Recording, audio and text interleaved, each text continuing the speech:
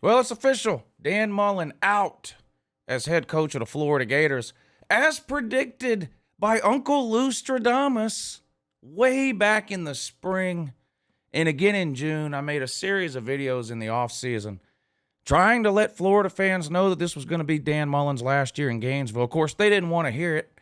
Tried to laugh me off the internet, told me Dan Mullen was going to be running the East and the SEC for the foreseeable future. Told me Dan Mullen would be in Gainesville as head coach of Florida longer than Kirby Smart would be in Athens as head coach of Georgia. And, of course, none of that has happened. Dan Mullen has been fired with a week to go in the 2021 college football season, and it sure is hilarious to go back and read the comments on those Dan Mullen videos I made in the offseason. Because almost every single idiot Florida fan in that comment section is singing a different tune. Today.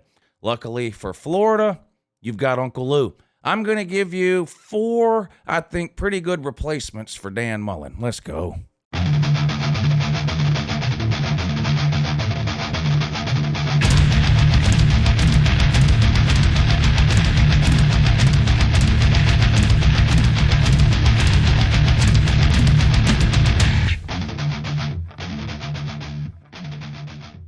All right, Florida Gators need a new head clown, and Uncle Lou is here to help. Clown Mullen out the door. Long list of losers there in Florida in recent history. You have the 3 M's in a row, right? Muschamp, McElwain, Mullen, clown, Zook, clown. I mean, it's just a long list of clown coaches at the University of Florida. Now, in terms of who is going to be the next head coach at the University of Florida, head clown in charge down there in Gainesville, I'm going to let you know right now. Now, these are in no particular order.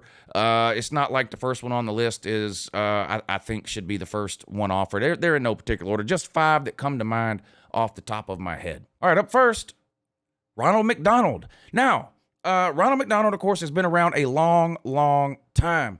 He has some advantages and I think some built-in risks or disadvantages in terms of the Florida Gators offering him the position of head clown or head coach down there at Florida. There was actually a survey done back in 2011, but I think this would still hold true today. It was a huge survey, a nationwide survey, where they basically showed people pictures of 2,800 different celebrities. Out of that 2,800 celebrities, Ronald McDonald actually ranked 4th in consumer awareness. In other words, recognizability. Now, this is a benefit, right? In recruiting, I think.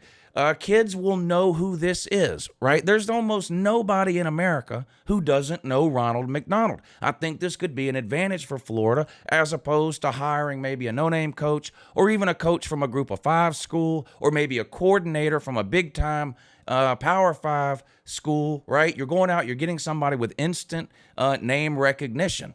Now, there's also some downside, and it showed in that same survey, and the downside is likability. Out of those 2,800 celebrities that were shown, Ronald McDonald ranked 2,109 in likability. So in the bottom 20% or so in likability there for Ronald McDonald. Now, Florida has had no problem in the past hiring coaches who have very little to no likability at all. McElwain, Muschamp, Mullen, the list goes on and on.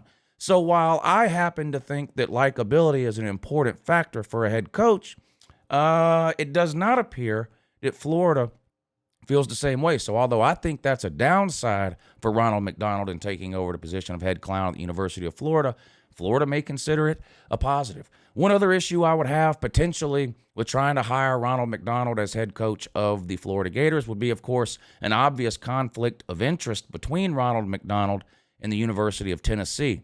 Tennessee, of course, buys all its recruits with Happy Meal toys. Happy Meals, of course, come from McDonald's. That would be something that would have to be worked out between Florida, Tennessee, and Ronald McDonald, in my opinion, before Ronald McDonald would agree to take this job. All right, moving on to our next one on the list here. Now, what's something that all the recent Florida coaches have had in common? That's right, they're all bozos. How about Bozo the Clown? Now, Bozo's been around for a long time, going all the way back actually to the 1920s. The word Bozo was actually around before the 1920s, but became popular and really associated with clowning in the 1920s with the advent of the first Bozo the Clown, which brings me to my first issue that Florida may have with hiring Bozo as their new head clown down there at Florida. There's been a lot of different Bozo the Clowns. Which one do they hire? Obviously, they're going to have to hire one that's still living.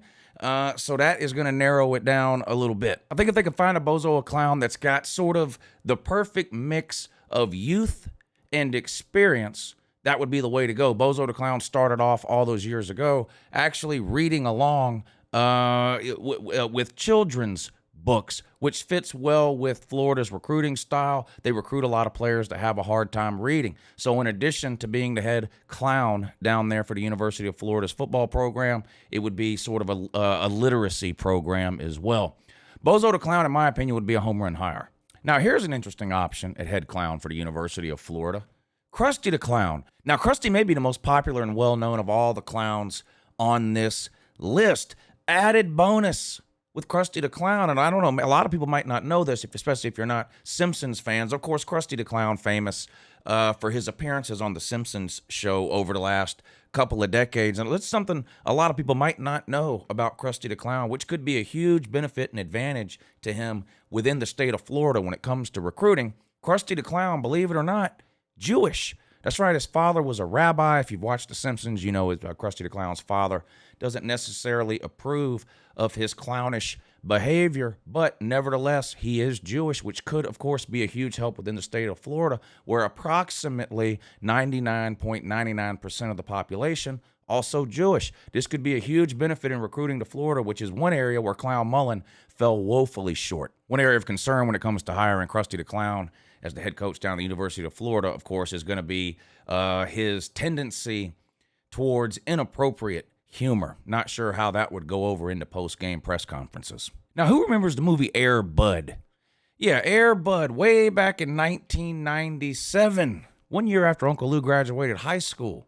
Air Bud came out. Buddy the Golden Retriever, right? Well, who remembers who owned Buddy the Golden Retriever?